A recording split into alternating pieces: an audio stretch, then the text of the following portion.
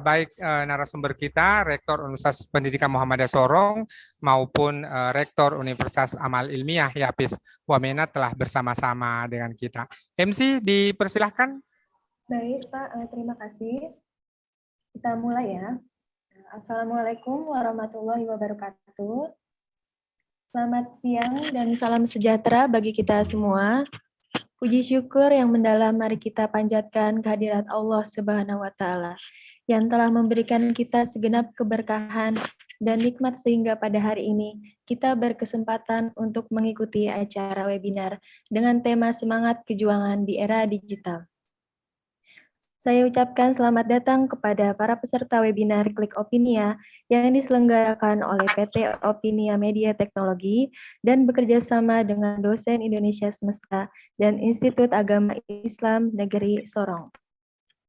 Sebelum memulai acara ini, izinkan saya terlebih dahulu untuk menyapa Bapak-Bapak hebat yang saya hormati Bapak Ismail Suwardi WK PhD selaku moderator pada hari ini, yang saya hormati Bapak Arif Mustafa selaku CEO Opinia, yang saya hormati Bapak Dr. Haji Rustam Haji selaku Rektor Universitas Pendidikan Muhammadiyah Sorong, dan yang saya hormati Bapak Dr. Haji Rudi Hartono Ismail selaku Rektor Universitas Amal Ilmiah Yapis Wamena. Dan perkenalkan, nama saya Aldira sebagai MC dalam acara ini. Selama proses webinar akan dipimpin oleh moderator. Kepada Bapak Ismail Suwardi WK PhD, dipersilakan.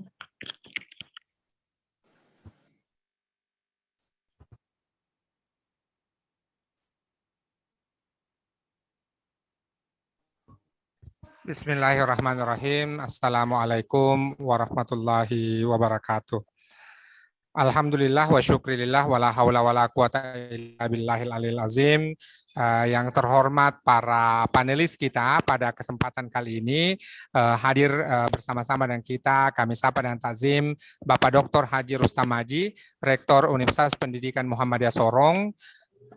Hadir juga bersama kita, kami sapa dengan takzim Bapak Dr. Haji Rudi Hartono Ismail, Rektor Universitas Amal Ilmiah Yapis Wamena, dan terkhusus kepada saudara saya, sahabat saya, Saudara Arif Mustafa, CEO Opinia, Bapak Ibu hadirin dan hadirat.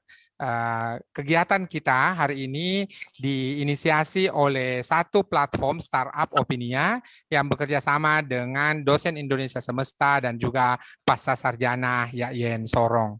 Kalaulah selama ini kita sudah memiliki Facebook, kita sudah memiliki Instagram, sudah memiliki Twitter, maka paling tidak ke depan atau bahkan sekarang juga kita mulai memiliki satu akun tambahan lagi, yaitu akun Opinia.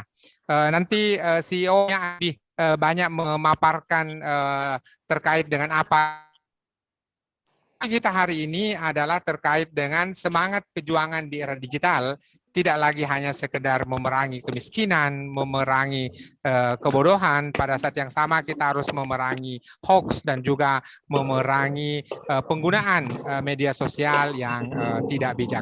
Mengantar diskusi kita pada kesempatan kali ini, saya memohon kesediaan saudara saya, sahabat saya, Arif Mustafa, CEO Opinia. Mudah-mudahan kita bisa wrapping up masing-masing 15 menit supaya nanti kita ada sesi tanya jawab dan setelah merespon pertanyaan-pertanyaan kita ada closing statement. Kesempatan pertama saya mohonkan kepada saudara saya Arif Mustafa dan juga kesediaan nanti memaparkan sedikit terkait apa itu Opinia. Silakan Pak Arif. Terima kasih Pak Ismail. Assalamualaikum warahmatullahi wabarakatuh. Selamat siang, salam sejahtera untuk kita semua. Yang saya hormati Pak Ismail, terus kemudian Profesor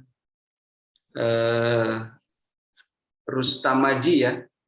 Mohon maaf, saya lihat.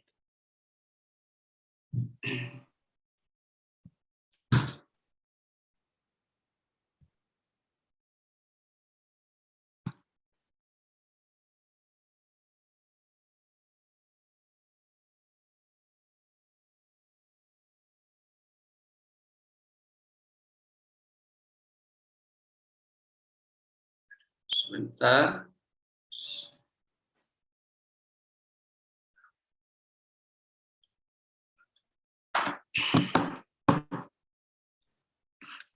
Sambil kita menunggu peserta lain yang akan bergabung bersama kita.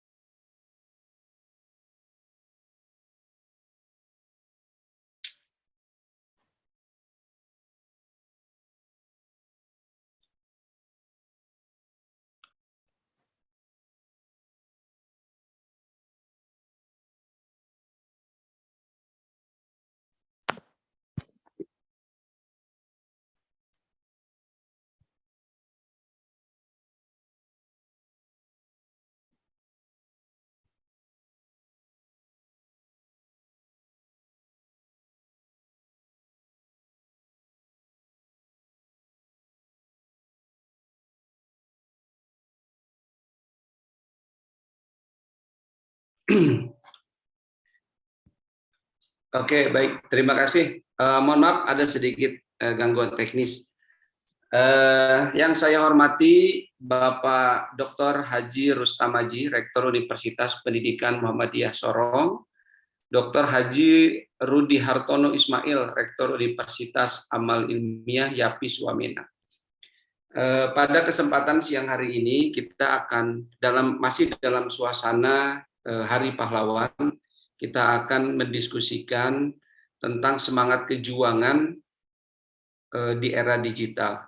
Dan secara lebih spesifik, saya akan menyampaikan judul tentang apa yang harus diperjuangkan di era digital. Kita tahu bahwa, silakan next. Kita tahu bahwa saat ini kita berada di era revolusi industri 4.0. Ini sebuah keniscayaan dan bahwa era revolusi industri 4.0 ini adalah sebuah proses yang tidak berdiri sendiri, melainkan sebuah kelanjutan dari yang namanya revolusi industri 1.0, 2.0, 3.0. Di era revolusi 1.0 kita mengenal tonggak sejarahnya dengan ditemukannya mesin uap. Era revolusi industri 2.0 adalah ketika listrik dan kemudian produksi massal itu ditemukan oleh manusia. Dan revolusi industri 3.0 adalah ketika elektronik, komputerisasi, dan internet mulai bisa ditemukan. Dan revolusi industri 4.0 adalah kelanjutan terutama dari adanya revolusi industri 3.0 dan 2.0 ya. Ketika manusia sudah menemukan listrik, sumber energi, kemudian ketika manusia sudah menemukan komputer dan internet, maka yang berikutnya adalah suatu proses peningkatan peningkatan bagaimana manusia menciptakan, bagaimana manusia berkomunikasi, bagaimana manusia mengumpulkan data, bagaimana manusia memproduksi barang-barang, mendeliver jasa, dan seterusnya.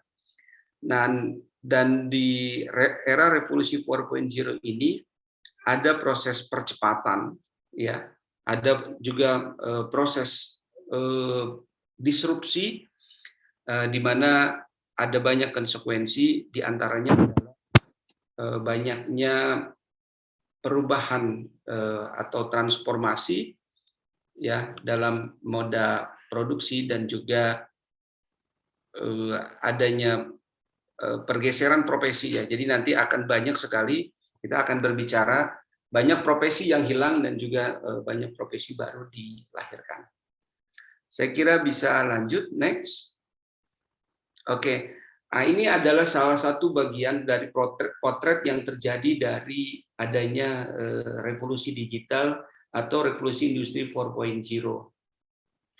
Kita lihat bahwa di sini dulu di era revolusi industri 3.0, apalagi yang sebelumnya, itu tidak ada kita mengenal namanya cloud computing atau komputerisasi awan atau pengumpulan data melalui server-server ya yang tersebar di seluruh penjuru dunia gitu ya. Terus kemudian ada shared economy. Nah, shared economy ini adalah suatu model ekonomi di mana barang dan jasa di delivery melalui jasa ride hailing misalkan ya. Atau kalau misalkan Anda mengenal yang namanya Airbnb, terus kemudian apa namanya Airbnb, terus seperti ini apa namanya yang terkait dengan hotel-hotel itu, contoh lainnya apa ya? Ada yang bisa bantu saya?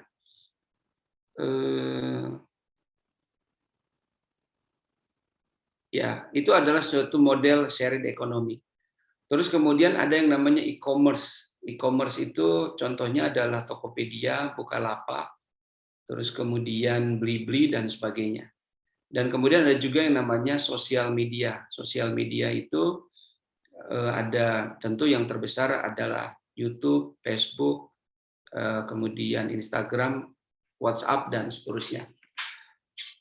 Nah, untuk coba kalau kita perhatikan apa namanya logo-logo di dalam shared economy, di dalam cloud computing, di dalam sosial media, di dalam e-commerce, terlihat bahwa belum semua di 4 sub ekonomi digital ini ada perusahaan Indonesianya. Di cloud computing sampai saat ini kita belum menemukan perusahaan Indonesia yang serius menjadi perusahaan cloud computing. Telkom sudah menyediakan jasa itu, tetapi lebih ke internal Telkom dan beberapa BUMN. Terus kemudian share ekonomi sudah ada, kita punya Gojek ya, di sini ada Kaskus, terus kemudian seperti apa namanya Grab juga termasuk, tapi Grab bukan perusahaan Indonesia ya. Yang perusahaan Indonesianya adalah Gojek ya, baru Gojek, Kaskus gitu. Terus kemudian ada e-commerce ya, untuk e-commerce sudah ada pelaku besarnya di Indonesia, walaupun secara global tentu yang paling besar adalah Amazon, terus kemudian eBay dan sebagainya. Tapi untuk konteks Indonesianya ini sudah ada, yaitu ada Tokopedia, Bukalapak, terus kemudian Blibli dan sebagainya. Kalau Shopee itu dari Singapura ya. Nah, yang menjadi perhatian kita adalah di sosial media. Di sosial media ini belum ada satupun perusahaan lokal yang cukup besar dan bisa diandalkan untuk menjadi pelaku bisnis sosial media yang digunakan oleh jutaan user di Indonesia. Sampai saat ini kita belum punya.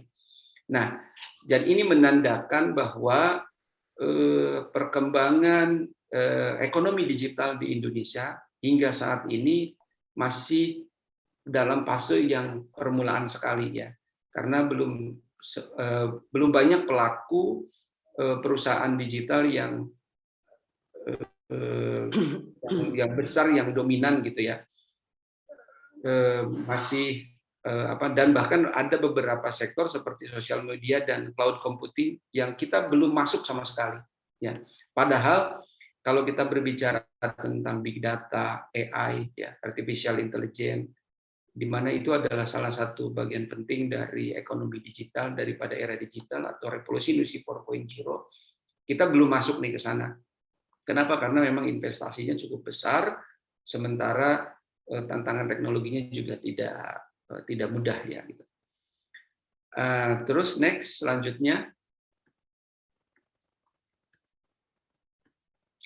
Nah, ini adalah gambaran ya bagaimana internet dan digital era itu mengekspansi ke seluruh dunia. Dari sekitar hampir 8 miliar penduduk dunia, 5,2-nya itu merupakan pengguna mobile phone ya. menggunakan mobile phone. Terus kemudian 4,6 jutanya menggunakan internet, dan 4,2 miliarnya, sorry bukan juta, tapi miliarnya itu adalah aktif pengguna media sosial. Ya, ini menandakan lebih dari atau hampir 54% populasi dunia itu menggunakan sosial media, dan 66% populasi dunia itu memegang mobile phone, dan hampir 60%-nya mengakses internet. Ini menandakan sudah mayoritas penduduk dunia sudah terinfiltrasi atau sudah tergabung di internet, tergabung di media sosial, dan juga menggunakan mobile phone. Jadi ini juga menandakan bahwa era digital itu bukan lagi sebuah sebuah hal yang akan terjadi di masa depan, tetapi memang benar-benar sudah terjadi, sudah masuk kepada sendi-sendi kehidupan masyarakat. Next. Nah, ini secara lebih khusus spesifik adalah pengguna sosial medianya ya. Ini semua data kami dapatkan secara open source, teman-teman juga bisa gali, bisa dapatkan di googling aja gitu ya. Nah, ini terlihat bahwa dari penduduk Indonesia yang 270 juta, 170 jutanya merupakan pengguna media sosial yang aktif. Dan 99,1%-nya mengaksesnya melalui handphone atau mobile phone, melalui handphone. Jadi antara handphone dan media sosial ini bisa dikatakan tidak terpisahkan. Jadi hampir semuanya yang pemilik handphone adalah pengguna sosial media. Next. Nah, ini adalah gambaran berdasarkan generasi ya, berdasarkan kelompok generasi, bagaimana era digital atau akses manusia penduduk Indonesia kepada internet. Di sini terlihat bahwa semakin muda akses internet itu semakin tinggi ya. Jadi kalau generasi baby boomer usia 57 sampai 77 tahun itu hanya 11,3%. Kemudian generasi X, saya termasuk Gen X nih, usia 41 sampai 56 ini sekitar 26%. Generasi milenial meningkat hampir 34%-nya dari populasi kita. Terus kemudian generasi milenial itu hampir 30%-nya. Nah, ini adalah komposisi penduduk kita berdasarkan generasi ya, generasi Z, generasi milenial, generasi X, dan generasi baby boomer. Nah, ini menandakan penduduk kita semakin muda ya, semakin muda semakin besar populasinya. Jadi di mayoritasi secara populasi penduduk mayoritasnya adalah generasi milenial dan generasi Z. Next. Nah, ini pengguna internet berdasarkan usia. Ini tadi saya sedikit salah di awal. Nah, di sini terlihat bahwa semakin muda penetrasinya terhadap internet itu semakin tinggi. Gen X dengan 63,2% itu rata-rata menggunakan 1 sampai 3 jam per hari ya. Disebut sebagai medium user internet. Kemudian generasi milenial itu 88%, rata-rata 4 sampai 6 jam per hari itu terhubung dengan internet, disebut dengan heavy user. Nah, kemudian ada namanya Gen Z. Gen Z hampir 94% itu user. Nah, jadi ini terlihat bahwa semakin muda ketergantungan atau akses terhadap internet dan juga media sosial ini semakin tinggi. Nah, ini menandakan bahwa era digital semakin masuk ke dalam generasi bangsa kita.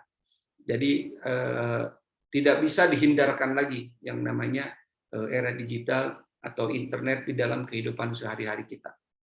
Selanjutnya. Nah, kalau dilihat dari tujuannya untuk mengakses internet, ya terlihat ternyata secara 3 besarnya atau katakanlah 4 besarnya itu adalah aktif di media untuk keperluan media sosial. Yang pertama adalah untuk chatting atau messaging, kemudian yang kedua adalah jejaring sosial, kemudian yang ketiga browsing, kemudian yang keempat video streaming di YouTube dan sebagainya. Jadi ini nggak jauh-jauh dari aktivitas media sosial ya. Hampir dan semakin mudah kalau kita perhatikan di sini, semakin tinggi penggunaan media sosialnya berdasarkan aktivitas yang ada di tabel ini, yaitu tentang chatting atau messaging, jejaring sosial, browsing, dan juga video streaming atau YouTube. Ini dan selanjutnya silakan. Nah, ini adalah gambaran tentang bagaimana media sosial yang paling populer di Indonesia dari tahun 2020 dan 2021. Dari mulai YouTube sampai Sina Weibo, terlihat bahwa belum ada satupun perusahaan Indonesia, media sosial made in Indonesia, yang digunakan jutaan orang oleh penduduk Indonesia. Ini studi tahun 2020 dan 2021 untuk usia 16 sampai 64 tahun. Ya. Di sini di Indonesia ternyata rajanya adalah YouTube, kemudian yang kedua WA, ketiga adalah Instagram, keempat adalah Facebook, kelima adalah Twitter, keenam adalah Facebook Messenger, dan seterusnya. Kalau dilihat dari asal negaranya, ini terlihat dominasi Amerika, Korea, dan Cina. Ya. Amerika, Korea, dan Cina. Cina punya TikTok, kemudian WeChat, sama Sina Weibo ya. Kemudian Korea ada Line ya. Korea ada Line. Di luar itu saya kira semuanya hampir ini Amerika ya. Hampir Amerika. Dulu WA kalau nggak salah punya Taiwan ya, tapi kemudian dibeli oleh Facebook. Jadi kalau kita perhatikan di sini, kalau kita di e-commerce atau marketplace, ada pelaku lokalnya selain pelaku globalnya. Kalau di ride hailing dan shared economy, selain ada pemain globalnya, ada juga pemain lokalnya. Kalau di media sosial ini belum ada nih. Atau kalau kita misalkan kayak di media online itu ada pemain globalnya, ada pemain lokalnya. Atau shared economy seperti tiketing ya, ada pemain globalnya, ada pemain lokalnya, ada seperti Traveloka, ada seperti tiket.com dan sebagainya. Tetapi di media sosial ini, nah kekosongan inilah yang ingin coba diisi oleh Opinia ya, sebagai negara dengan populasi 270 juta penduduk, seharusnya sepatutnya Indonesia memiliki media sosial sendiri gitu ya. Bukan berarti kita anti atau tidak suka dengan media sosial dari luar, tetapi sangat disayangkan dengan populasi 270 juta penduduk dan 170 jutanya adalah pengguna sosial media, bila tidak ada satupun media sosial buatan Indonesia yang bisa menjadi pemain besar atau pemain yang dominan. Amat sangat disayangkan gitu ya. Karena negara lain yang dengan populasi yang cukup besar seperti Cina, mereka sudah punya. Korea yang populasinya sudah lebih sedikit, mereka punya juga. Jadi amat sangat disayangkan. Karena ini adalah peluang sekaligus tantangan buat kita bangsa Indonesia. Next, selanjutnya. Oke, di era digital ini ya, kita harus menumbuhkan iklim yang kondusif untuk pelaku lokal startup. Kita harus menumbuhkan iklim yang kondusif agar tumbuh banyak perusahaan-perusahaan startup. Nah, kami melihat paling tidak sebagai pelaku startup saat ini, kami melihat ada 4 hal yang harus ditingkatkan dan perlu dukungan dari semua pihak, bukan hanya dari pemerintah, tetapi juga dari perguruan tinggi dan juga dari pelaku usaha yang lainnya. Pertama dari aspek teknologi dan human resource development ya. Nah, jadi soal teknologi ini isunya adalah penguasaan dan pengembangan. Kalau kita bicara tentang penguasaan, fairly pengalaman kami dalam proses rekrutmen pegawai banyak sekali lulusan perguruan tinggi gitu ya yang tertinggal dari sisi kurikulum, khususnya di bidang misalkan programmer ya. Jadi banyak sekali program-program yang bisa digunakan untuk membuat sebuah startup, program-program teknologi, bahasa-bahasa pemrograman lah katakanlah begitu, yang diajarkan di perguruan tinggi itu sebenarnya sudah jauh tertinggal dibandingkan yang digunakan di industri. Ya. Jadi terkadang kita kesulitan menemukan SDM yang pas karena lulusan perguruan tinggi itu kurikulumnya banyak ketinggalan. Justru yang bagus itu adalah mereka yang lulus perguruan tinggi tetapi secara otodidak menggali atau belajar di tempat lainnya. Jadi ilmunya tidak didapatkan dari kampus, tetapi di tempat lain, pelatihan-pelatihan yang dibikin oleh lembaga-lembaga independen, lembaga-lembaga swasta. Atau mereka dapatkan dari secara otodidak. Mereka belajar secara otodidak, mereka sering browsing, mereka menemukan adanya bahasa pemrograman baru, mereka belajar. Nah, ini menjadi problem nih di kita ya dari sisi penguasaan teknologi, apalagi pengembangannya. Sekarang Facebook sudah coba masuk ke namanya metaverse ya. Metaverse di Indonesia ini belum ada satupun perusahaan yang coba serius di sana. Kalaupun ada masih masih sangat awal sekali, masih tahap uji coba. Tetapi kita tahu bahwa metaverse ini akan menjadi masa depan juga di dunia digital, di mana akan ada ekonomi digital tersendiri di sana. Ya, teknologinya juga lebih advance dari teknologi media sosial yang digunakan di media sosial yang ada sekarang. Nah, teknologi bergerak cepat sementara dunia perguruan tinggi SDM kita lambat mengikuti, ini problem juga buat kita. Kemudian yang kedua adalah financing. Dari sisi financing, nah ini salah satu kelemahan ekonomi Indonesia adalah uang itu menumpuk di lembaga keuangan yang bernama bank. Ya, sementara kalau di negara-negara lain ada yang namanya commercial bank dan investment bank. Nah, investment bank itu lebih berani melakukan investasi jangka panjang karena memang dia fokusnya adalah di return of investment, bukan di bunga. Beda dengan commercial bank yang fokusnya adalah di bunga. Kemudian kalau commercial bank itu setiap memberikan dana pinjaman perlu jaminan berupa aset, biasanya tanah, bangunan dan sebagainya. Sementara kalau investment bank dia tidak memerlukan itu. Yang dia perlukan adalah jaminan berupa saham. Jadi biasanya mereka invest kemudian mereka mengambil saham. Ini tentu lebih mungkin, lebih realistis bagi para pengusaha startup dibandingkan dengan skema perbankan yang harus mengagunkan tanah dan sebagainya, karena rata-rata founder startup ini masih muda-muda ya, generasi milenial atau generasi Gen X, Gen Z malah. Yang Gen X seperti saya itu jarang sekali. Bahkan di kita pun di Opinia ada juga founder yang umumnya malah berasal dari generasi milenial, gitu. Yang generasi, karena kami ada beberapa founder yang generasinya mungkin hanya saya aja yang satu atau dua orang aja yang Gen X, yang lainnya generasi milenial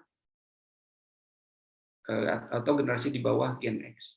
Nah, infrastruktur ekonomi ya atau sistem ekonomi yang kondusif bagi tumbuhnya banyak startup adalah sistem ekonomi yang di dalamnya banyak investment bank atau capital venture ya. Capital venture lebih kecil daripada investment bank, tetapi capital venture memiliki cukup kelincahan dan memiliki karakteristik yang lebih mirip kepada investment bank dibandingkan dengan bank komersial.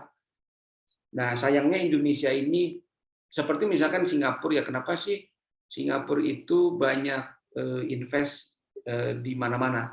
Karena memang mereka selain memiliki banyak capital venture, kemudian investment bank, mereka juga ada lembaga pemerintah dari SWF, seperti Temasek, itu kan SWF itu. Kalau kita sering nonton bola, sekarang ada Qatar Investment, investasi di Manchester City, atau investasi di PSG, atau kemarin Arab Saudi baru membeli Newcastle United, itu adalah lembaga-lembaga SWF. Nah, lembaga-lembaga seperti itu yang lebih mungkin investasi di startup ya dibandingkan dengan bank komersial. Nah, makanya wajar kalau rata-rata startup yang sudah besar di Indonesia saat ini, baik itu Gojek, Traveloka, Tokopedia, Bukalapak dan sebagainya, itu saham founder dan lembaga keuangan Indonesia atau BUMN Indonesia atau pengusaha Indonesia itu kecil ya, lebih minoritas dibandingkan dengan lembaga-lembaga keuangan lain, atau baik itu capital venture maupun investment bank dari luar negeri, apakah dari Singapura, dari Korea, dari Jepang, dari Amerika dan sebagainya. Kenapa? Karena memang mereka lebih siap gitu ya, dari sisi pendanaan, dari sistem ekonomi mereka untuk injek ke startup dibandingkan dengan sistem ekonomi kita. Sistem ekonomi kita, lembaga-lembaga keuangan kita belum siap, belum terbiasa. Baru-baru ini kami dapat informasi, baca di media online bahwa ada 3 BUMN yang mau coba fokus untuk injeksi ke banyak startup atau lokal startup di Indonesia. Itu BUMN itu ada namanya BRI Venture, kemudian Telkom, sama satu lagi dari lupa saya. BRI, Telkom, sama satu lagi lupa. Ada 3 pokoknya yang rencananya mungkin bulan Desember tahun ini mulai diluncurkan, difokuskan untuk menginjeksi lokal startup itu. Karena memang ini penting. Jadi kalau kita menginginkan banyak startup yang tumbuh dan menjadi kekuatan transformasi ekonomi di era digital ini, hadirnya capital venture, investment bank itu sangat diperlukan sekali. Nah, kemudian yang berikutnya, yang ketiga adalah infrastruktur. Nah, kalau kita bicara tentang infrastruktur, yang dimaksud dalam dunia digital diantaranya adalah di samping jaringan internet ya, serat optik, fiber optik, juga adalah cloud computing ya, cloud computing, jadi server. Nah, sayangnya belum ada nih pemain besar lokal di Indonesia yang fokus ke sana. Kita aja Opinia masih pakai sewa server dari luar ya, karena di dalam negeri tidak ada yang yang besar gitu ya, yang besar. Telkom juga masih untuk keperluan internalnya. Terus kemudian ada namanya perusahaan namanya DDII ya, Data Digital Internet Indonesia, lupa saya namanya. Itu yang salah satu pemiliknya Salim Group. Tapi sampai saat ini dia lebih ke bukan menyewakan server, jasa utamanya lebih ke menyewakan tempat menyimpan server. Jadi mereka punya gedung itu tempat menyimpan server gitu. Jadi kalau kita punya server, kita bisa menyimpan di sana. Mereka sudah punya sistem maintenance-nya, tapi bukan menyewakan space di dalam server itu, bukan. Jadi agak berbeda. Nah, ini infrastruktur ini juga problem ya. Jadi bayangkan ya, data transaksi, data akun semua pengguna media sosial atau yang memiliki akun di e-commerce segala macam Indonesia itu datanya semua di server-server yang ada di luar negeri, yang dimiliki oleh perusahaan di luar negeri. Nah, ini menurut saya sesuatu yang harus dipikirkan, bahwa pemerintah atau pelaku swasta nasional harus sudah mulai membangun itu, sehingga data-data orang Indonesia ini, jadi orang luar ini lebih tahu gitu loh tentang Indonesia atau orang Indonesia dibandingkan orang Indonesia sendiri, karena data kita ada di server-server di negara-negara mereka. Kemudian regulation. Nah, regulation menurut saya penting sekali pemerintah memberikan insentif-insentif untuk pelaku startup, misalkan startup untuk skala tertentu, misalkan diberikan keringanan PPh misalkan kan gitu, terus atau keringanan PPN, tarif PPN-nya berbeda. Nah, menurut saya regulasi keringanan seperti itu akan sangat membantu pengembangan ini. Terus kemudian regulasi kalau ada lembaga kampus, misalkan kampus atau lembaga pendidikan yang menyelenggarakan atau menyediakan kurikulum digital terbaru, itu akan mendapatkan insentif dari pemerintah, misalkan agar perguruan tinggi juga mengejar ketertinggalannya di bidang kurikulum itu, karena industri bergerak sudah ke level 7 misalkan, sementara kampusnya nih kurikulumnya masih di level 5. Akhirnya output perguruan tinggi tidak bisa langsung digunakan oleh industri, jadi industri harus investasi ulang gitu kan, harus melakukan pelatihan ulang, harus menunggu mereka lagi untuk siap dipekerjakan sesuai dengan teknologi yang dipakai di perusahaan. Nah, saya kira 4 poin itu menjadi lahan perjuangan bagi kita kalau kita Indonesia ingin lebih kuat, lebih eksis di bidang teknologi, khususnya teknologi digital terkait masalah pengembangan startup ya, karena kita perlu banyak sekali startup tumbuh di Indonesia agar kita bisa menjadi pemain, menjadi tuan rumah di negeri sendiri, dan juga bisa ekspansi ke negara lain di bidang industri maupun teknologi digital ini. Tanpa hadirnya para startup itu kita nggak mungkin. Kita pasti akan menjadi pasar saja bagi negara lain atau bagi bangsa lain gitu. Saya kira itu ya. Ada lagi yang lain?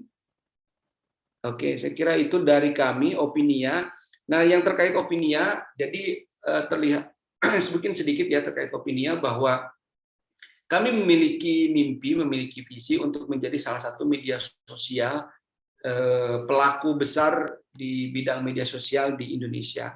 Karena tadi kami sampaikan, hingga saat ini belum ada satupun media sosial made in Indonesia yang eksis dan bisa besar digunakan secara masif di Indonesia. Hingga saat ini belum ada.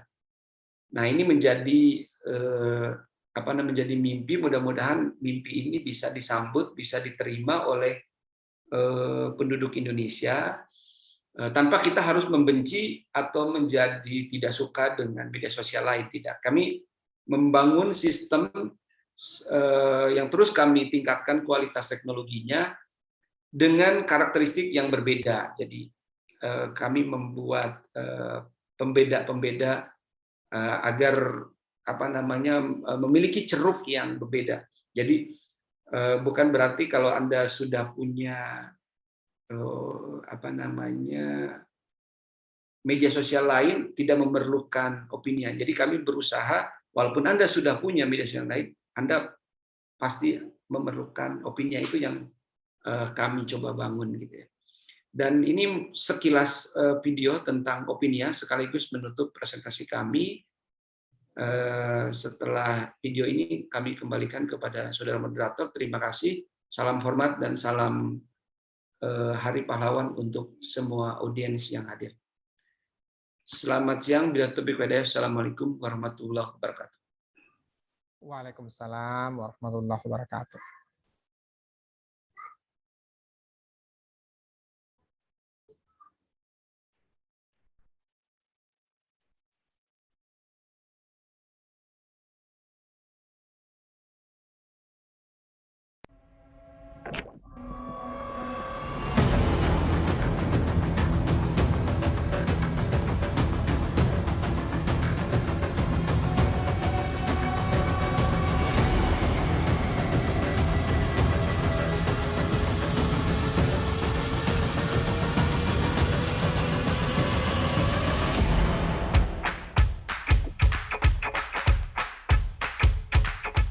Kamu punya ide, opini, gagasan, tapi nggak ada yang peduli itu di sosial media. Ah, masa sih? Ada loh media sosial yang memberi perhatian besar untuk itu. Opinia. Ini media yang inspiring and fun. Di sini kamu bisa berjejaring, berinteraksi, berbagi literasi, dan saling menginspirasi. Ada 5 fitur utama yang bisa kamu gunakan di Opinia. Idea, artikel, polling, petisi, dan grup. Kamu bisa menuangkan ide, mengekspresikan perasaan, mengurai gagasan, menyatakan sikap, memotret ragam pandangan publik, dan menguatkan komunitas. Dan satu lagi, kamu juga mendapat reward melalui Pop Reward loh. Baik itu sistem level, merchandise, dan bahkan finansial. Jadi tunggu apa lagi? Yuk gabung di Opinia. Bangga buatan Indonesia.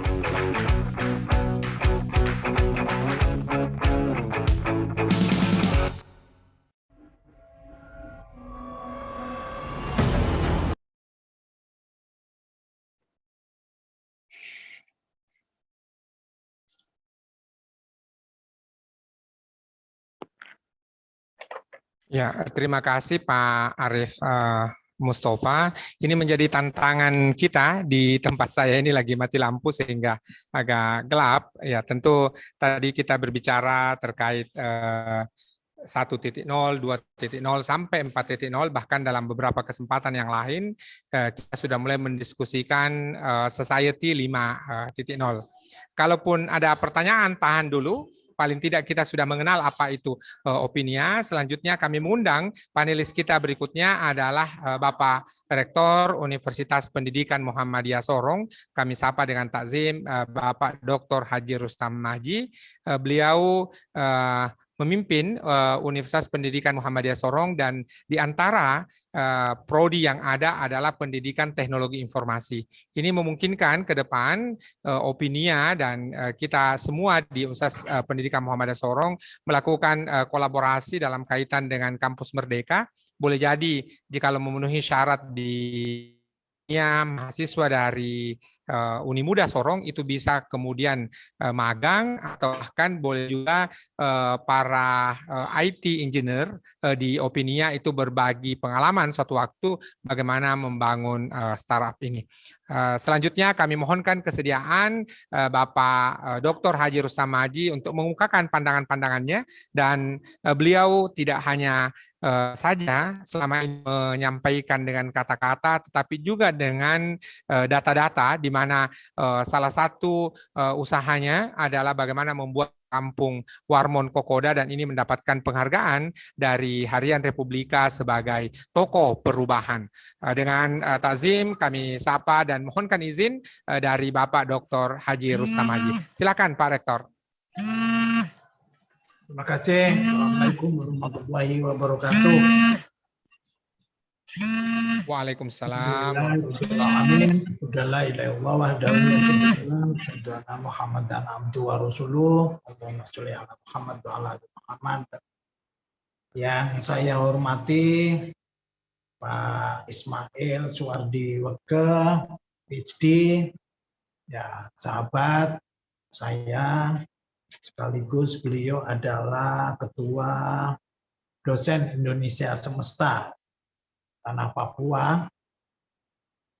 Yang saya banggakan Mas Arif Mustafa dari Opinia yang telah menyampaikan materinya begitu luar biasa, sudah sangat lengkap ya.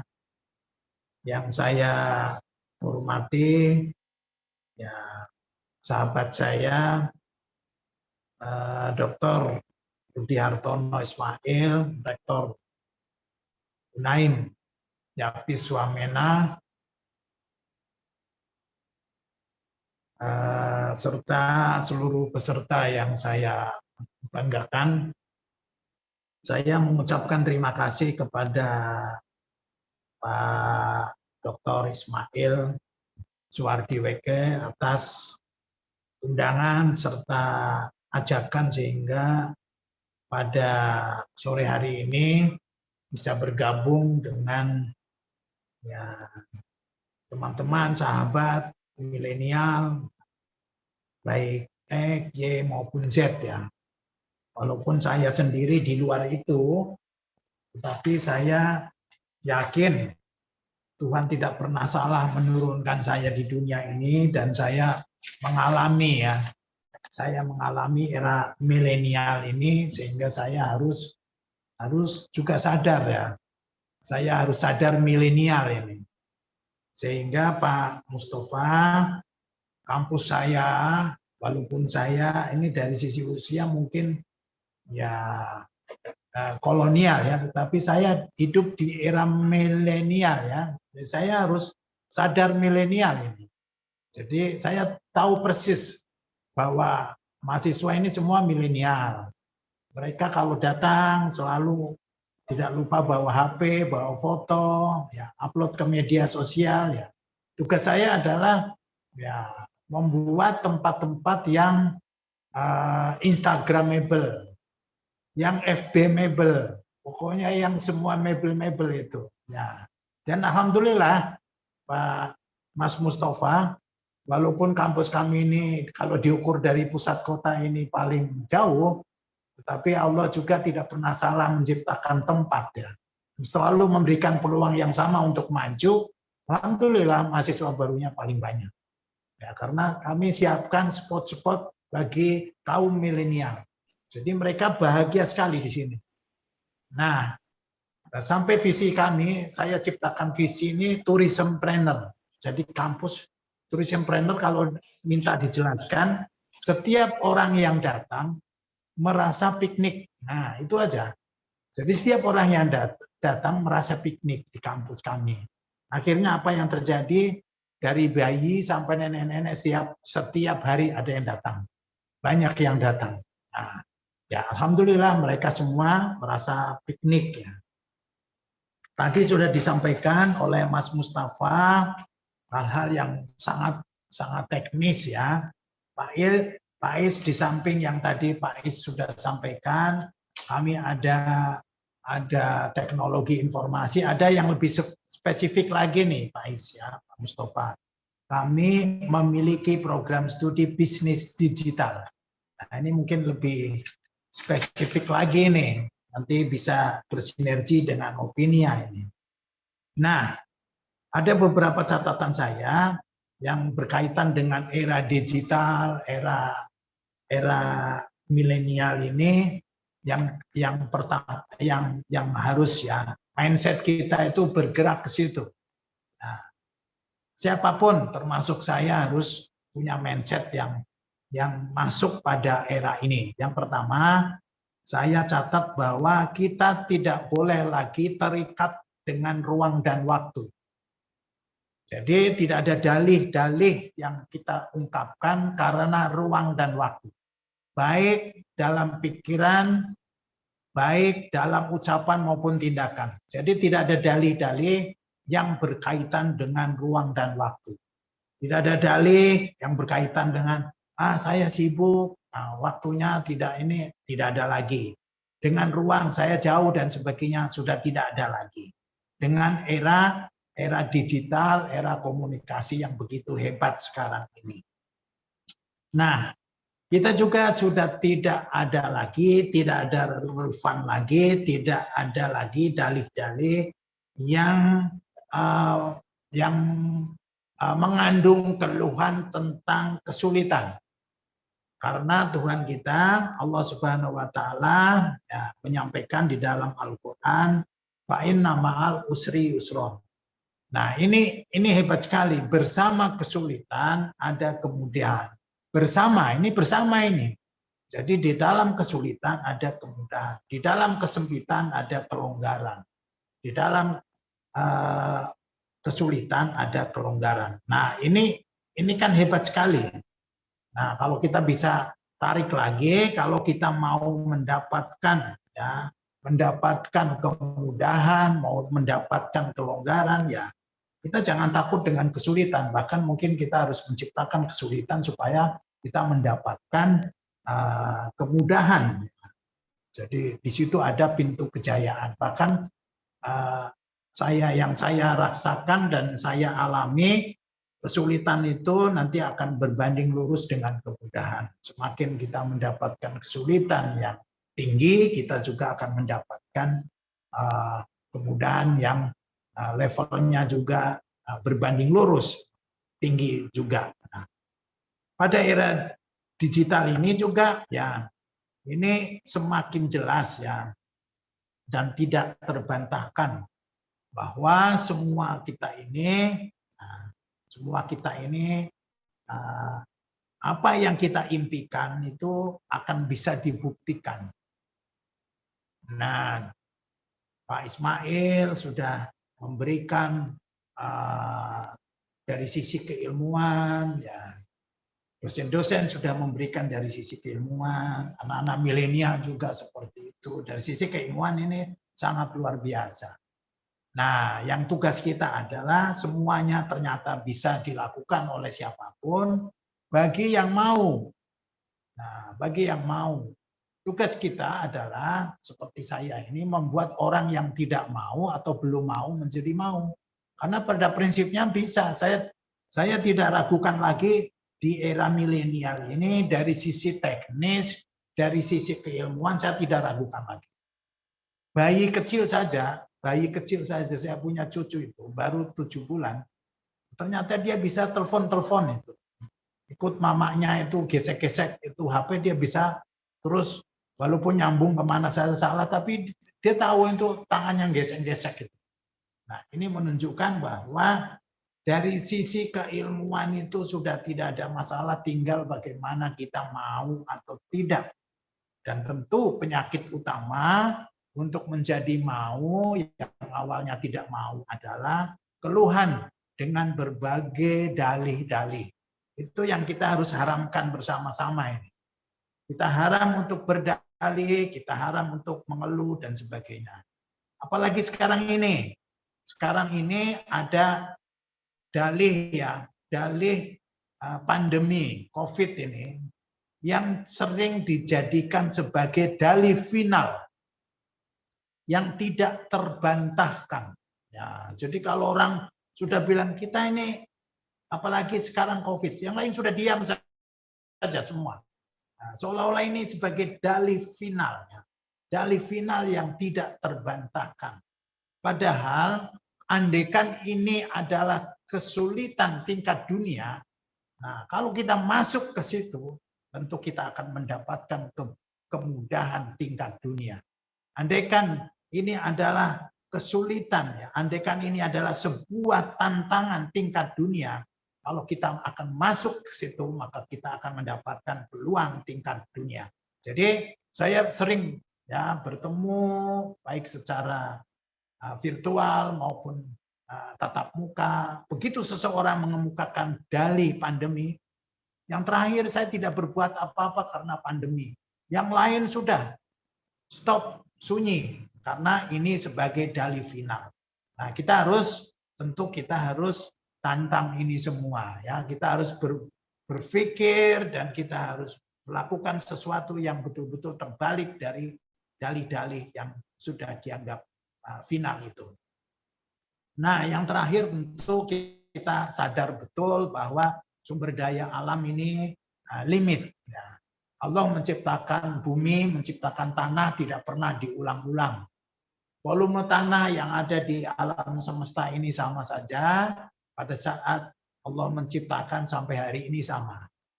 Nah, emas yang diciptakan juga sama, tidak pernah tambah. Demikian juga sumber alam yang diciptakan oleh Allah juga sama, bahkan sekarang semakin berkurang. Namun hebatnya Allah memberikan kemampuan manusia, ya, apalagi dengan soft skill-nya, ya, dengan semangatnya, dengan pantang menyerahnya, dengan hal-hal yang sangat positif itu ternyata Allah senantiasa berikan unlimited. Nah, ini sebagai tanda untuk mengatasi bahwa sumber daya alam yang begitu terbatas, nah tidak pernah diulang lagi diciptakan, ternyata jalan keluarnya adalah Allah memberikan kemampuan kepada manusia yang unlimited. Sehingga jangan kaget, dulu tahun 60-an, ya tahun 60-an, nah, yang ada di sini mungkin belum lahir kapan semua ya. Nah, saya sudah besar. Tahun 60-an ini Pak Arif, Pak Rudi juga belum ada. Nah, itu sawah itu luas sekali. Di Jawa itu sawah luas, orang sedikit. Nah, orang sedikit. Tapi pada saat itu hampir semua orang itu kesulitan makan. Sampai makan harus didatangkan dari Australia, ternyata makanan itu adalah makanan kuda. Ya, kita masak karena tidak ada makanan. Sementara sekarang sawahnya sedikit, orangnya banyak, ternyata tidak ada yang kekurangan makanan. Nah, ini membuktikan bahwa ya Allah memberikan peluang kepada manusia untuk mengembangkan kemampuan yang diberikan kemampuan yang unlimited ya untuk mengembangkan sumber daya alam. Walaupun sumber daya alamnya ini berkurang, tetapi jangan khawatir, ternyata manusianya ternyata dibanding dengan yang dulu ternyata lebih makmur sekarang daripada pada saat sawah masih luas ya. Nah, apalagi sekarang dengan perkembangan teknologi yang tadi sudah disampaikan oleh Mas Arif Mustafa, ini menjadi luar biasa. Ya, saya pikir saya hanya memberikan ya statement-statement yang strategis saja ya. Dan saya yang sudah saya sampaikan itu adalah yang sudah saya lakukan. Jadi saya tidak akan menyampaikan yang belum saya lakukan dan belum saya buktikan. Nah, sekian dan terima kasih pada semuanya, kepada Yeyen Sorong, kepada Pak Ismail, kepada dosen Indonesia Semesta, kepada seluruh peserta, pada Pasca Sarjana Yeyen Sorong dan Fastabiqul Khairat. Assalamualaikum warahmatullahi wabarakatuh.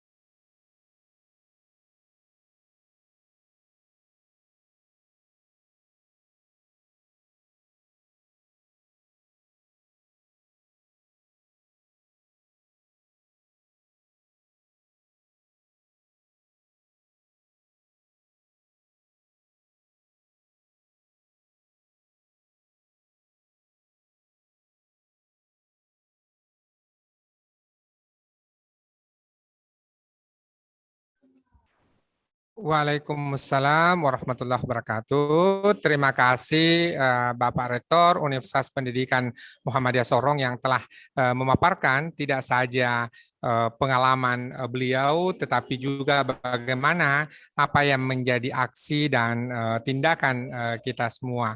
Bapak Ibu sekalian, mohon maaf sekali lagi, ini di layar saya sangat gelap sekali, ini masih mati lampu di tempat kami, namun tanpa mengurangi esensi dari diskusi kita, kalau ini nanti saatnya karena masih mati lampu ini agak susah memang kita bicara 4.0 ketika 2.0 masih bermasalah 3.0.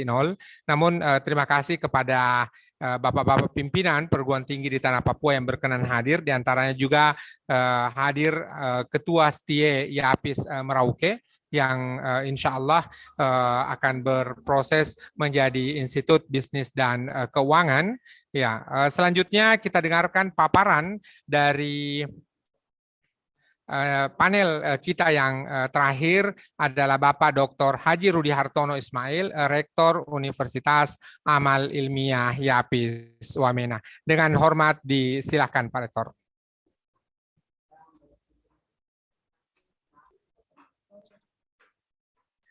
Baik, Assalamualaikum warahmatullahi wabarakatuh. Waalaikumsalam warahmatullahi wabarakatuh. Alhamdulillahirrahmanirrahim. Wassalatu wassalamu ala syarafil anbiya wal mursalin wa ala alihi wa sahbihi ajmain abad. Yang terhormat Dr. Ismail Suardiwoke sebagai moderator dan dosen Indonesia Semesta. Yang saya hormati CEO Opinia Bapak Arif Mustafa, dan yang saya banggakan dan saya hormati sahabat saya yang luar biasa menjadi agen perubahan di Papua terkait dengan pendidikan, yang dalam hal ini Rektor Uni Muda Bapak Dr. Haji Rustam Aji, yang berkesempatan bisa memberikan pengalaman kepada kita semua. Mudah-mudahan apa yang disampaikan menjadi berkah untuk kita semua. Dan seluruh peserta webinar yang hadir pada kesempatan ini, alhamdulillah saya kira ini cukup banyak. Ada dari Biak, ada dari Merauke. Ya, saya kira ini suatu kebanggaan bagi kita di dalam menyikapi era digital saat ini. Nah, oleh karena itu mungkin saya ingin sedikit menyampaikan materi yang terkait dengan materi saya ini, yaitu mengenai semangat ya kejuangan kita di dalam menghadapi Hari Pahlawan ini ya, memperingati Hari Pahlawan yang kita lakukan. Dan tentunya apa yang disampaikan oleh CEO Opinia Pak Arif Mustafa tadi dan Pak Rektor Uni Muda, ini menjadi suatu sangat menarik sekiranya perguruan tinggi kita bisa memaknai era digital tersebut, ya, bahwa apa yang disampaikan tadi oleh Pak Arif, bahwa satu konsep yang saat ini dihadapi oleh semua perguruan tinggi adalah mungkin masih tertinggal ya dengan dunia-dunia usaha yang lain. Oleh karena itu menjadi suatu semangat kita di dalam memperjuangkan pendidikan di Indonesia ini, khususnya pendidikan tinggi yang ada di Indonesia dan kami yang ada di Papua. Apa yang disampaikan oleh Pak Arif tadi, satu kendala dan hambatan yang bisa menjadi penyebab bahwa era digital ini, apa yang kita dengung-dengungkan 4.0 ya, tapi kita masih mundur ke 2.0 atau 3.0 ya. Namun saya yakin dan percaya dengan tekad dan semangat juang kita, ini bisa kita menghadapi dengan berbagai macam yang harus kita lakukan. Nah, oleh karena itu saya mengutip satu pejuang kita, yaitu Ki Hajar Dewantara itu, bahwa pendidikan itu memanusiakan manusia. Jadi di dalam era digital ini tentunya suatu model pembelajaran yang disampaikan oleh kita sebagai pendidik, bahwa tentunya ini menjadi suatu model yang harus beradaptasi era saat ini. Nah, kalau itu bisa dijalankan, maka tentunya pendidikan itu bisa beradaptif dengan dunia yang era milenial ini. Nah, siapa yang terlibat di dalam situ? Tentunya apa yang disampaikan oleh tadi Pak Arif adalah support lokal startup-nya, yaitu di mana ada teknologinya, finansialnya, ada infrastruktur, dan bahkan regulasi ini yang bisa dijadikan sebagai modal di dalam pengembangan era milenial saat ini. Nah, oleh karena itu menjadi tantangan pendidikan secara nasional di Indonesia ini, ya tentunya berkaitan dengan kurikulum, berkaitan dengan proses pembelajaran itu sendiri, berkaitan dengan tenaga pendidik, sarana prasarana, dan pembiayaan. Nah, tentu dalam komponen pendidikan ini yang menjadi persoalan yang kita hadapi di Indonesia ini terkait dengan kurikulum, proses di dalam pembelajaran itu sendiri, apakah sudah menggunakan sebagai media-media yang saat ini memang kita lihat walaupun ya tadi Pak Rektor Unibuna menyampaikan dalam Al-Quran itu ya setiap ada kesusahan pasti ada kemudahan. Nah, di dalam surat yang lain itu juga disebutkan di dalam surat Wal Asr itu ya, demi masa atau demi waktu. Waktu dulu berbeda waktu saat ini. Waktu dulu mungkin tadi pertanian dengan menggunakan cangkul dan lain sebagainya. Untuk saat ini tentunya bukan lagi menggunakan cangkul. Ya, mulai prosesnya, mulai dari pengelolaannya sampai panennya itu sudah terproses dengan baik. Nah, itulah juga mungkin suatu gambaran pendidikan saat ini yang kita harus lakukan dengan baik. Ini suatu ide yang dikemukakan oleh Pak Arif tadi adalah mungkin ya kita harus beradaptif dengan saat ini ya, waktu saat ini. Nah, oleh karena itu hal-hal inilah yang menjadi suatu dorongan, walaupun ya mungkin secara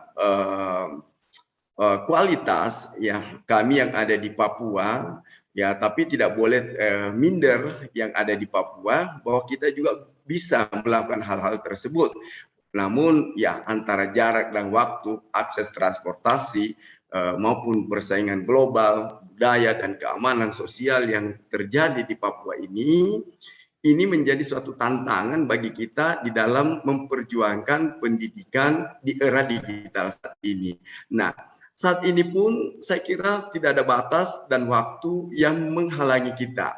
Salah satu contoh, ya mungkin Pak Arif ada di Jakarta, Pak Ismail Weke ada di Sorong atau di Makassar, Pak Rustam Aji ada di Sorong. Nah, kita bisa melakukan suatu kegiatan proses pembelajaran yang tentunya ini menjadi bagian yang harus kita tingkatkan di dalam mengakses apa yang menjadi kebutuhan dalam suatu proses pendidikan tersebut. Nah, oleh karena itu ya sangat menarik mungkin yang disampaikan oleh Pak Arif tadi, bagaimana meningkatkan daya saing pendidikan itu melalui mungkin tadi ada kerjasama dengan seperti mungkin ada teknisi yang begitu mumpuni di bidang digitalisasi ini, tentunya ini akan membawa dampak bagi perguruan tinggi yang ada di Indonesia bahkan ada di Papua. Nah, ada yang menjadi suatu alat ukur di dalam menentukan bahwa pendidikan di Indonesia ini boleh berjalan dengan baik atau tidak, ya, walaupun kita seumpamanya di era milenial saat ini kita sudah menggunakan akses yang begitu terbuka, namun ya ada hal-hal yang perlu kita perhatikan indikator-indikator ini, yaitu terkait mungkin yang pertama adalah governance-nya, kemudian availability-nya, ketersediaannya, kemudian accessibility-nya itu bagaimana yang ada di tempat-tempat kita. Kemudian mungkin ada tingkat penerimaan, ya termasuk mungkin sumber-sumber yang ada seperti kalau di perguruan tinggi kami, contohnya mahasiswanya dengan dosennya, bagaimana tingkat penerimaan daripada mahasiswa tersebut, bagaimana tingkat penerimaan daripada dosen tersebut, sehingga semua ini perlu adaptability ya. Jadi adanya penyesuaian dari berbagai komponen ini untuk meningkatkan akses kita di dalam menghadapi era digital saat ini. Nah, sangat ironis kalau memang ya seperti kami yang ada di Papua, khususnya yang ada di Wamena, yang aksesnya internetnya tidak semudah seperti apa yang dibayangkan oleh teman-teman di Jakarta, oleh teman-teman di luar daerah yang mungkin menggunakan jaringan yang begitu mudah, begitu gampang, ya. Nah, inilah adalah suatu perjuangan bagaimana mensetarakan antara daerah-daerah yang ada di luar mungkin Kabupaten Jayapura atau Wamena ini. Nah, oleh karena itu dalam hal ini ya sangat memungkinkan bahwa dengan berbagai macam akses atau aplikasi yang disediakan oleh para provider yang bergerak dalam IT ini, tentunya ini opininya memberikan suatu hal yang baru untuk bagaimana memberikan kepada perguruan tinggi, dalam hal ini mungkin konsep kita perguruan tinggi untuk lebih beradaptasi dengan ketersediaan daripada akses dari aplikasi tersebut. Nah, oleh karena itu sangat menarik kalau ini memang menjadi suatu kebutuhan bagi lembaga-lembaga kita. Nah, saya menyadari bahwa di perguruan tinggi khususnya yang ada di Papua, ya tanda kutip kalau rekan saudara saya, sahabat saya Pak Rustam Aji yang memang sudah memiliki jam terbangnya tinggi itu, ya tentunya beliau sangat mumpuni, apalagi ada fakultas atau program studi terkait dengan itu.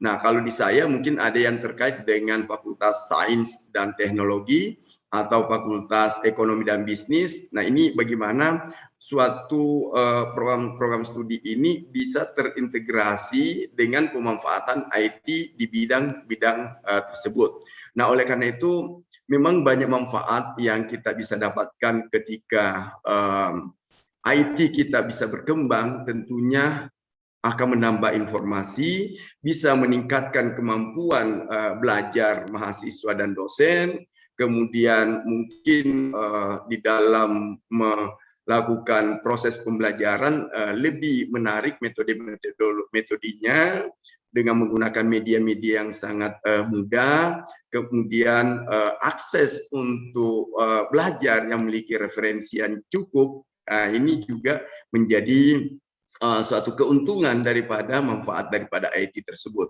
Nah, oleh karena itu ada hal-hal yang memang seperti yang saat ini kita lakukan, ya adanya mungkin aplikasi Google Classroom, Google Meet, Meeting, YouTube. Nah, tadi ada yang menarik tadi, pengguna di Indonesia ini umur 16 tahun sampai 64 tahun ini kan umur antar mahasiswa dengan dosen, ya. Kalau seperti itu sangat tinggi pemanfaatannya, ya. Jadi umur 16 tahun sampai 64 tahun ini mungkin di Indonesia banyak menggunakan YouTube, ya. Artinya YouTube ini memudahkan aplikasinya sehingga bisa menjadi suatu proses e-learning bagi mahasiswa.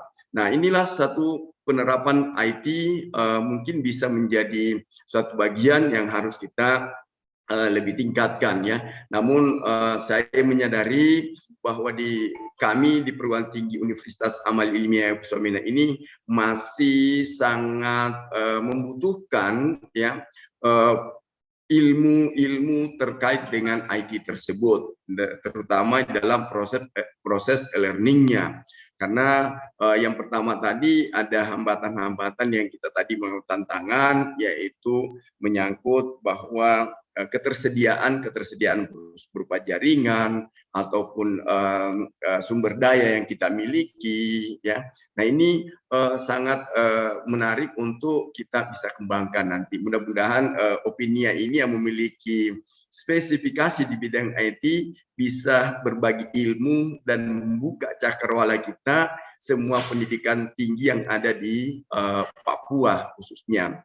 Nah, kita tidak memungkiri bahwa saat ini learning management system itu ya sudah terfokus pada PDDikti, Dapodik, Simlitama, Sinta, dan Sister. Semuanya ini menjadi bagian yang tidak bisa terlepaskan dari perguruan tinggi yang saat ini menjadi tren, bahwa ketika perguruan tinggi itu ingin memiliki reputasi di dalam pengembangan IT, tentunya perguruan tinggi ini menjadi database-nya ada pada PDDikti, Dapodik, Simlitama, Sinta, dan Sister.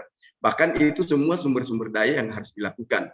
Nah, sangat krusial kalau saya mengatakan bahwa mahasiswa atau dosen yang tidak memiliki sumber referensi ilmu referensi yang ada. Nah, saat ini adanya repositori, e-book, e-library memudahkan di dalam penerapan ilmu teknologi tersebut. Nah, oleh karena itu ini bagian yang harus kita mungkin menjadi wacana antar Opinia yang saat ini yang menjadi mungkin provider dalam punya aplikasi seperti itu akan lebih menarik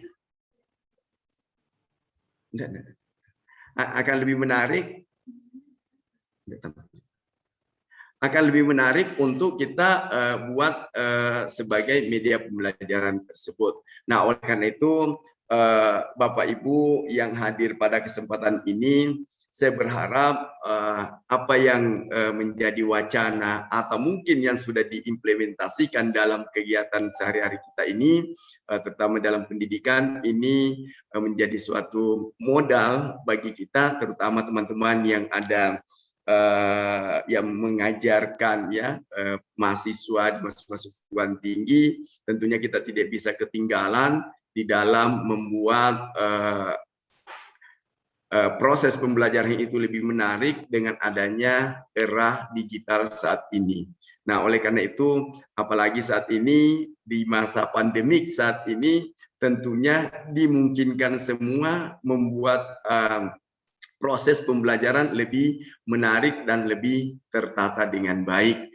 Nah, saya kira untuk pengembangan teknologi informasi di lembaga pendidikan itu mungkin ada yang bisa seperti tadi dibuat oleh Opinia, bagaimana merancang dan membuat aplikasi database-nya lebih baik, kemudian bagaimana mengoptimalkan pemanfaatan mungkin TV edukasi sebagai materi pengayaan dalam rangka menunjang peningkatan mutu pendidikan, dan mungkin juga ada aplikasi yang bagaimana pembelajaran berbasis portal web multimedia interaktif yang terdiri dari aplikasi tutorial dan learning tool ya.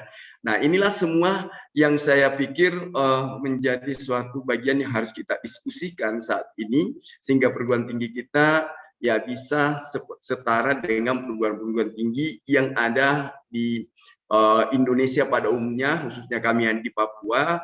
Kami juga tidak ingin ketinggalan apa yang menjadi harus kami lakukan, dan tentunya ini saya berterima kasih banyak kepada Dr. Ismail Suardiweke, kemudian dari Pak Arif ya, yang telah memberikan suatu pemahaman bagi kita ternyata di era digital ini suatu era yang memberikan edukasi untuk kita bisa melakukan perubahan-perubahan di semua sektor kehidupan, terutama dalam sektor pendidikan.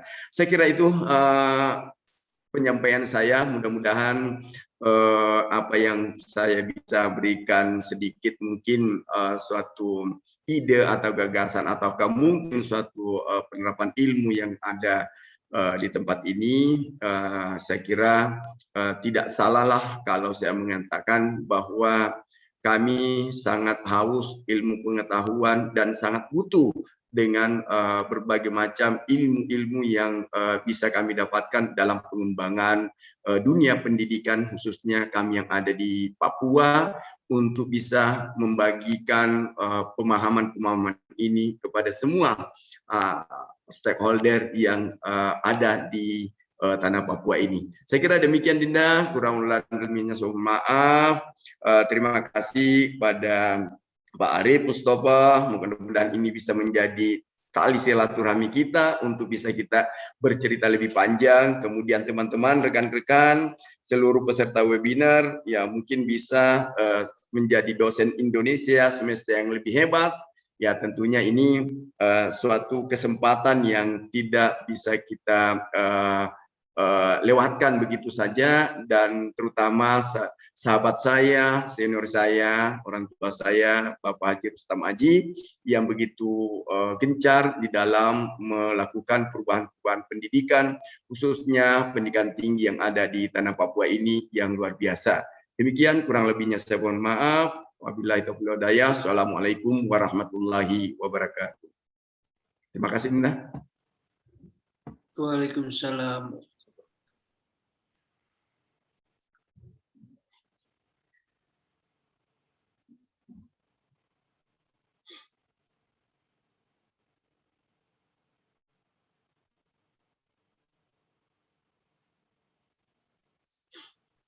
Baik, terima kasih kepada Bapak Dr. Haji Rudi Hartono Ismail selaku Rektor Universitas Amal Ilmiah Yapis Wahena.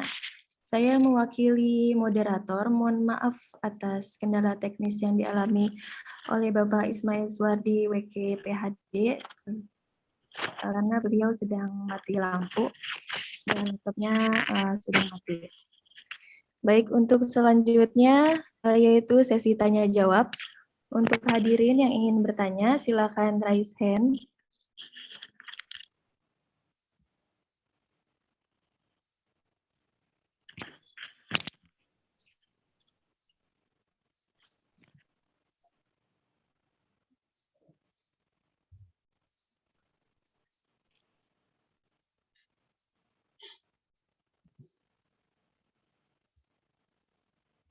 Saya Kak, Iya, silakan. ya saya Makmur dari Makassar. Saya tahu bertanya. Jadi sekarang ini tema-tema tentang revolusi teknologi, tentang apa?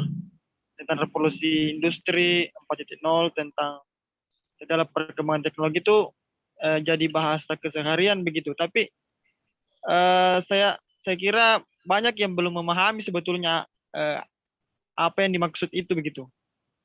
Saya lihat generasi muda masih gagap dengan hal itu mungkin. Saya tidak tahu ini ada dalam problem pendidikan kita atau bagaimana gitu.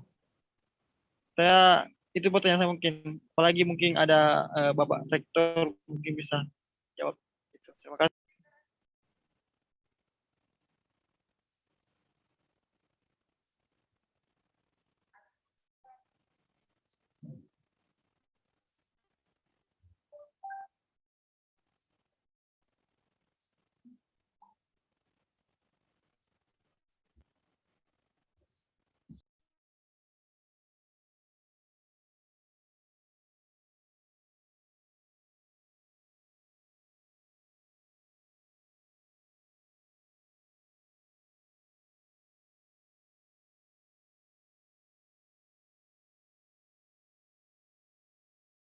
Mohon maaf, Kak Makmur, bisa diulang lagi pertanyaannya? Pertanyaan saya, suara saya jelas ya? Ya, jelas, Kak.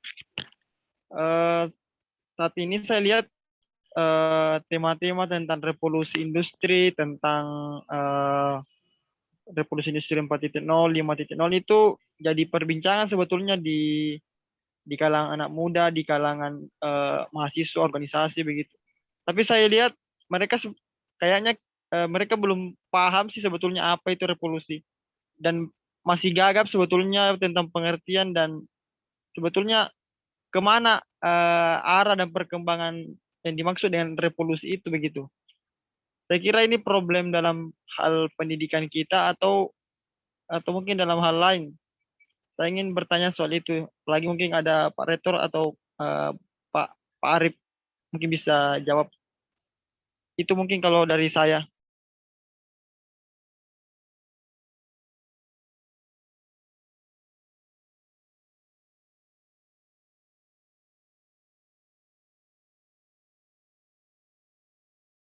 Ya, baik, pertanyaan ditunjukkan pada Bapak Arif atau Bapak Dr. Haji Rustamaji atau Bapak Dr. Haji Rudi Hartono Ismail yang ingin menjawab, silakan.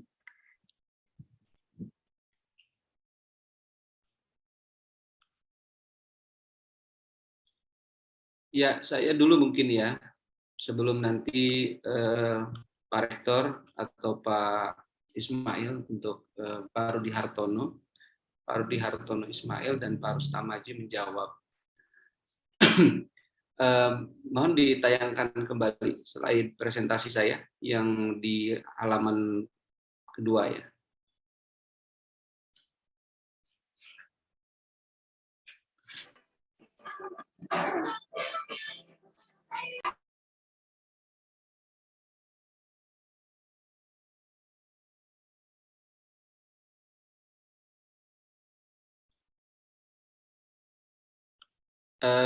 Sorry, sebelum ini, yang sebelum ini.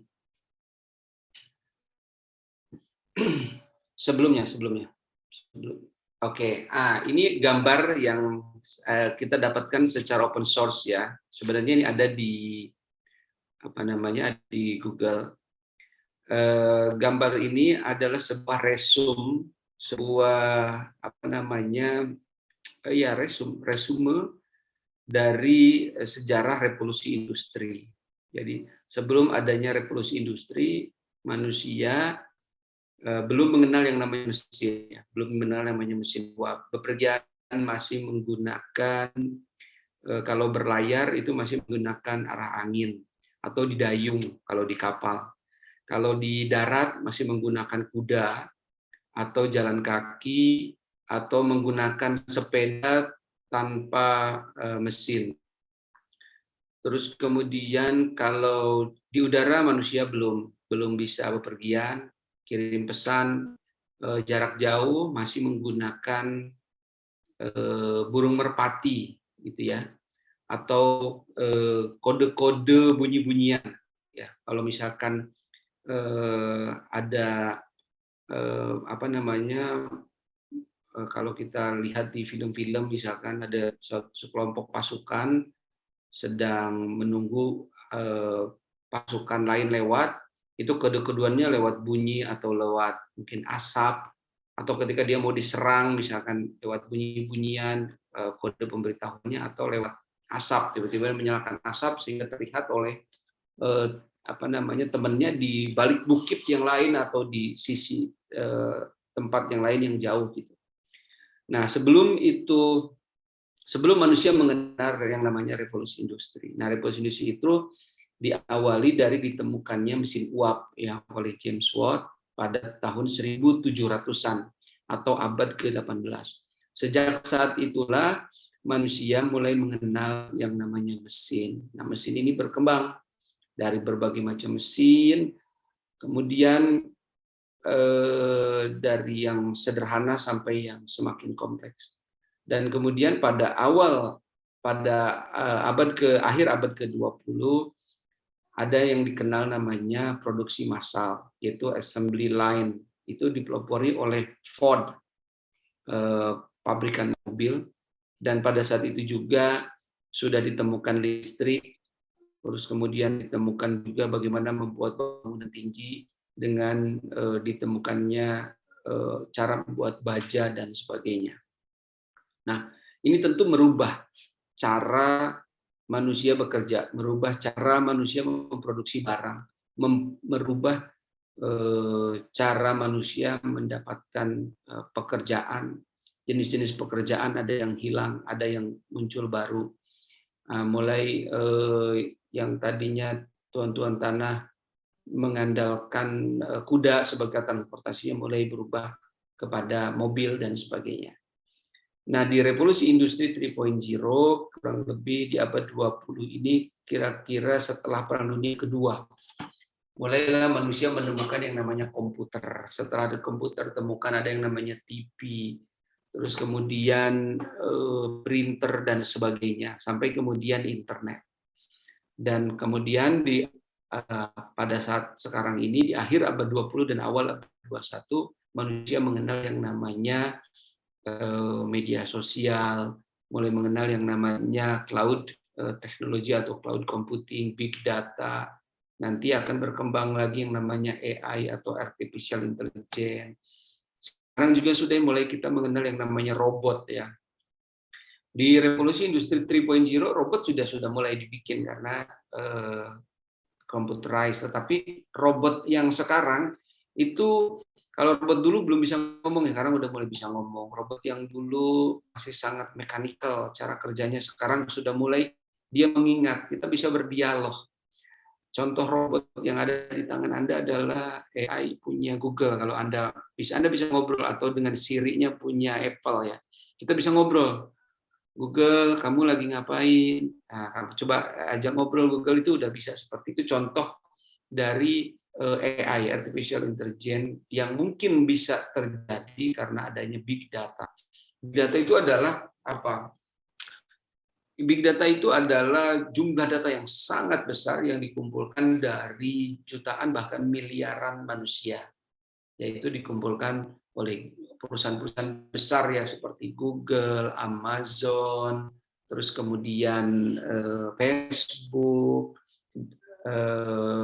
terus kemudian Instagram dan sebagainya. Perusahaan-perusahaan besar itu, apa yang kita katakan di WA, apa yang kita katakan di Facebook, apa yang kita suarakan di YouTube dan sebagainya, itu semuanya terkumpul. Dan itulah yang menjadi basis dari artificial intelligence, sehingga kita bisa ngobrol tuh dengan YouTube, kita nanya apa saja, YouTube bisa jawab, baik yang tertulis maupun dengan suara. Itu. Nah, itulah yang kita sebut dengan revolusi industri itu ya. Jadi ada suatu proses sejarah berlangsung ratusan tahun. Dan dibagi dalam, hingga saat ini para ilmuwan dan pelaku industri sepakat baru terjadi 4 fase, yaitu fase yang dimulai di abad 18, fase yang dimulai di abad 19, fase yang dimulai di abad 20, dan kemudian di abad 21 ini. Masing-masing memiliki karakteristik atau cirinya tersendiri. Ya. Yang pertama ketika ditemukannya mesin uap, yang kedua ketika ditemukannya listrik dan cara memproduksi massal, yaitu mesin-mesin produksi. Yang ketiga adalah ketika ditemukannya komputer, dan yang keempat adalah ketika dimulainya era big data, media sosial, dan cloud computing. Nah, itu sebagai gambaran singkat tentang revolusi industri. Di banyak literatur bisa dibaca lebih lanjut, dan masing-masing dengan munculnya ditemukannya teknologi baru yang menandai era revolusi baru, ada pekerjaan yang hilang dan dimulainya atau munculnya pekerjaan-pekerjaan baru. Itu pasti ya. Kalau Anda contoh sederhana aja nih ya. Dulu kalau kita kalau kita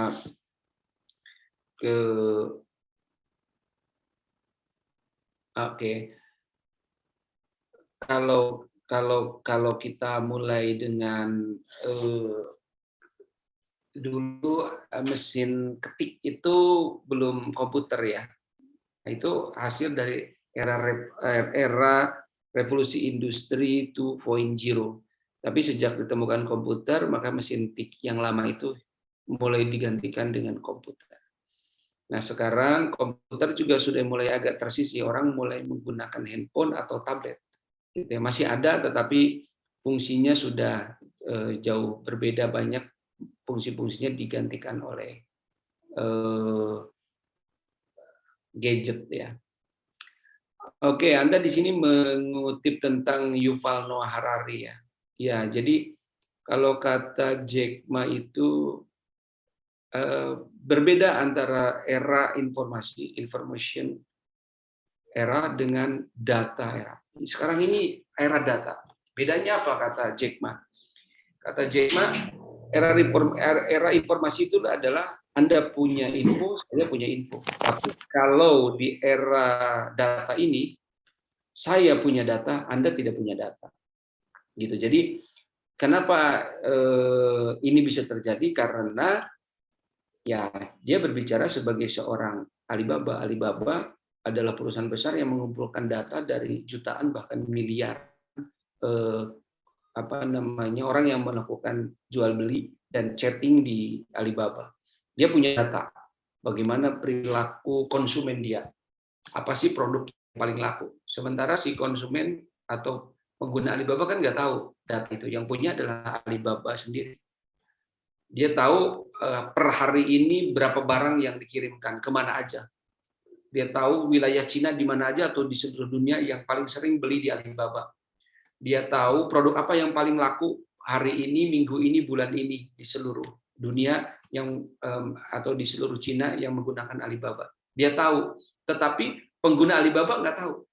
Jadi seperti kami sekarang, kami tahu user opini-nya seluruhnya berapa yang laki-laki, yang perempuan. Tetapi pengguna opini kan nggak tahu berapa sih sebenarnya user opini saat ini.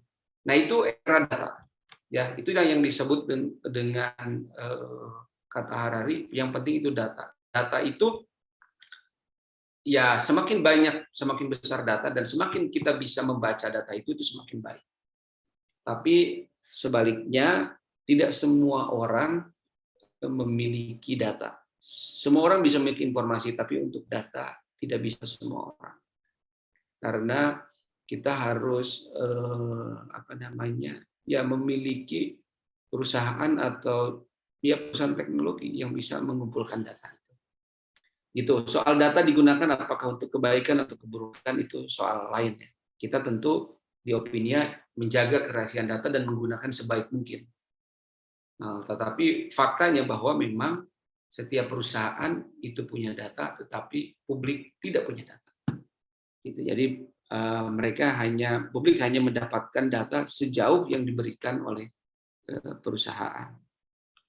Saya kira itu sebagai jawaban dari kita, dari kami, dan oleh karena itu kita sebagai sebuah bangsa, sebagai sebuah negara penting memiliki startup yang mengumpulkan data-data itu, yang kita bisa gunakan data-data itu untuk kemajuan bangsa kita. Tetapi kalau data tentang bangsa kita, perilaku kita, preferensi cara berpikir kita, preferensi emosional kita ada di negara atau bangsa lain dan kita sendiri tidak punya, maka dengan mudah bangsa atau negara lain memanfaatkan kita, baik untuk kepentingan komersil, politik, dan sebagainya. Saya kira itu dari kami dan mudah-mudahan bisa dimengerti. Saya kembalikan ke moderator atau ke MC. Terima kasih.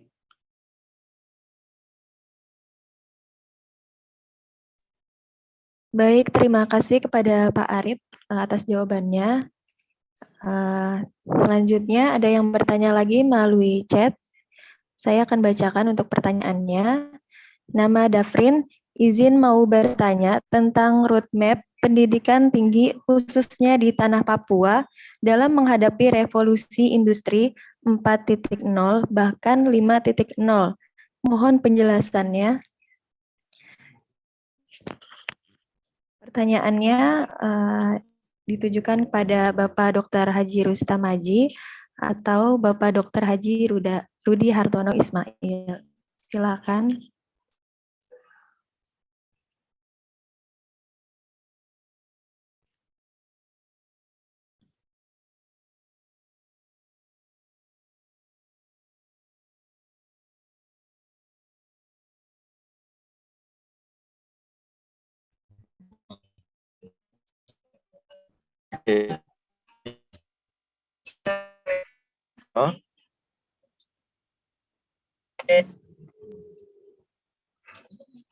Pak Rektor, silakan.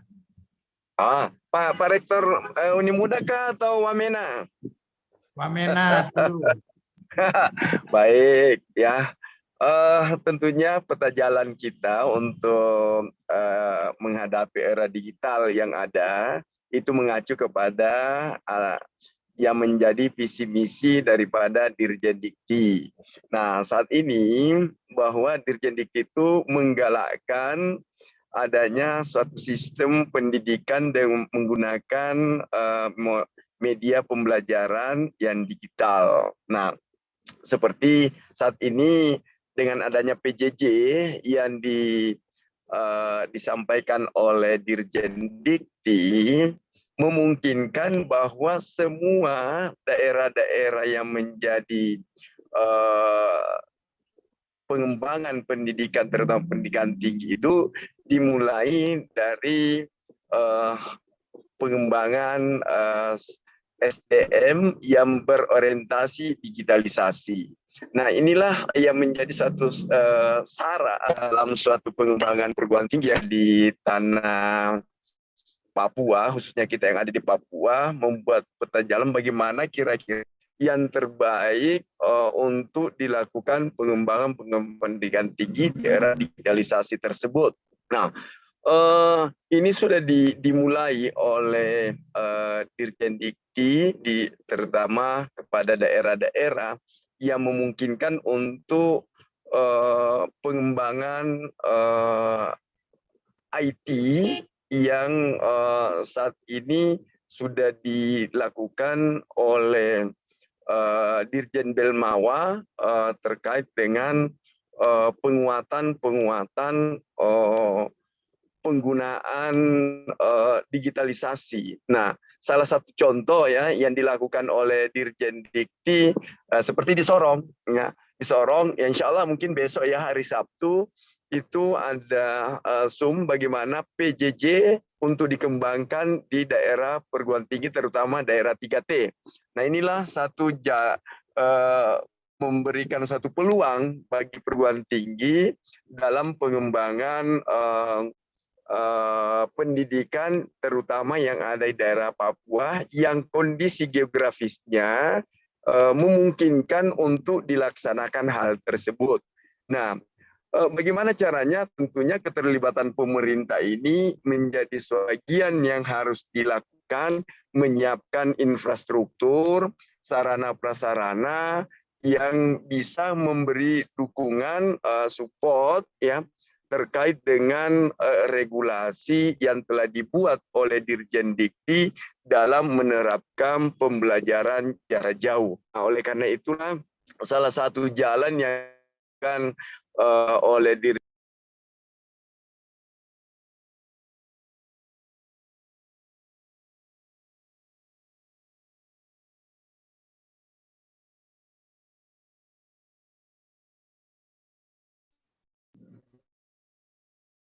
Halo, saya kira itu yang bisa disampaikan pertanyaan dari saudara Davin ya, tentunya membuat bahwa peta jalan yang dilakukan oleh kementerian di tanah Papua ini terkait dengan pengajaran yang berbentuk digitalisasi tersebut, inilah yang diharapkan oleh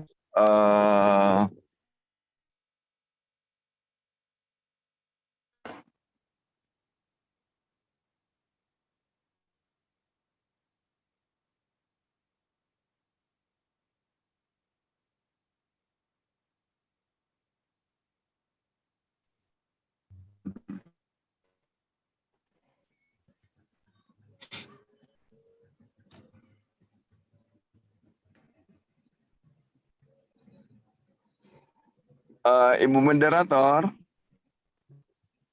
Ibu moderator. Iya, baik. Maaf, Terima kasih. jaringan saya putus-putus. Kebetulan iya. saya lagi di jalan. Ya, sudah kembali Iya, ke baik, jalan. Pak. Ya, udah maghrib di Oh, iya, sini. baik. Ya, mungkin bisa dilanjutkan oleh Pak Rektor Oh iya, Unimuda. baik. Selanjutnya, Bapak. Ya. Terima kasih, Bu. Ya, terima kasih Pak Rektor. Tadi sejak awal sudah saya sampaikan bahwa apalagi dengan kebijakan Kementerian Pendidikan, Kebudayaan, dan Dikti. Nah, semakin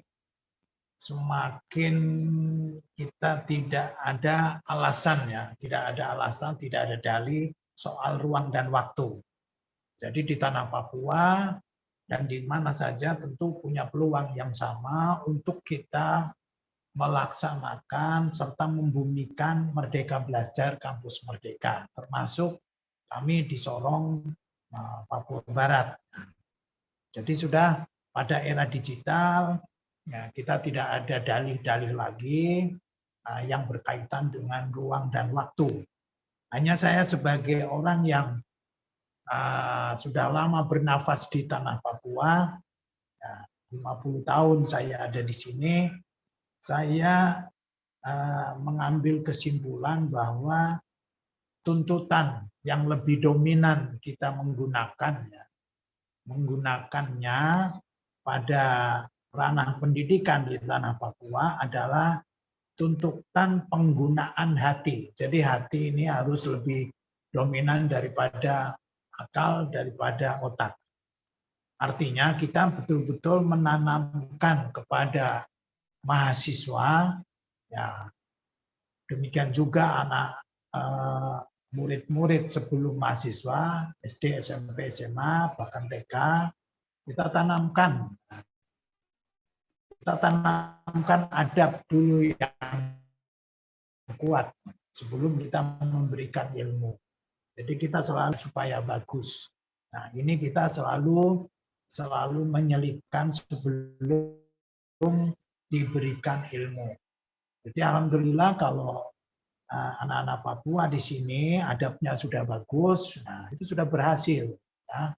Tinggal kita masukkan ilmu sedikit-sedikit tidak apa-apa.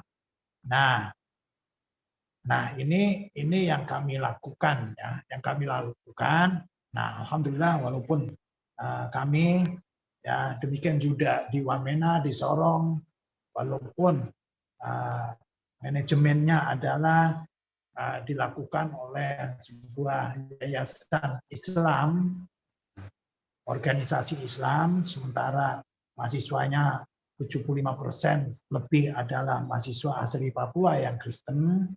Nah, namun alhamdulillah berjalan dengan baik karena memang betul-betul lebih dominan kita menggunakan hati daripada otak. Nah, ini catatan-catatan yang penting sekali untuk di tanah Papua. Tetapi secara umum kita harus bisa mengikuti peta jalan yang sudah diberikan oleh Dikti. Ya, kita tidak, apalagi sekarang di era digital tentu sudah tidak ada lagi batas ruang dan waktu, ya. Dan itu yang saya sampaikan, sehingga kita tidak ada alasan lagi untuk maju. Di mana saja Allah memberikan peluang yang sama untuk kita maju. Ya, terima kasih, moderator.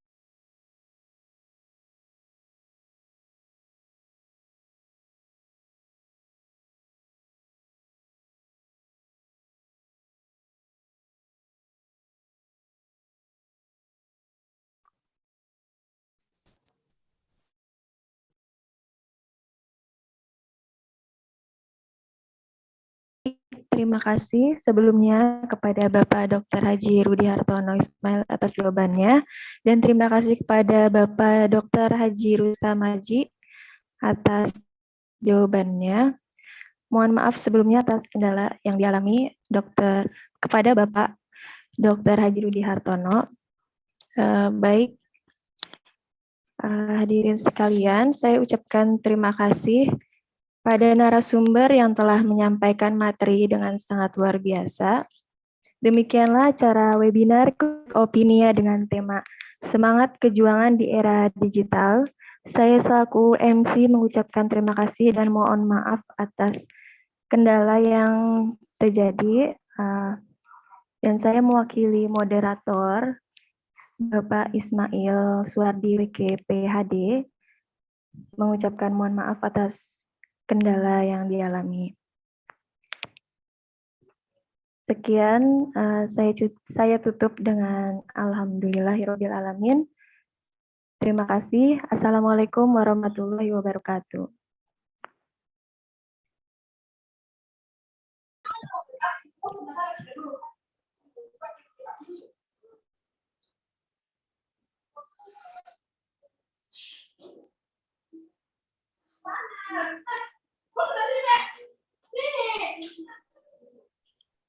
Terima kasih Pak Rektor dan Pak Rudiartono, Pak Ismail, dan semua peserta. Saya undur diri. Salam sukses. Assalamualaikum warahmatullahi wabarakatuh.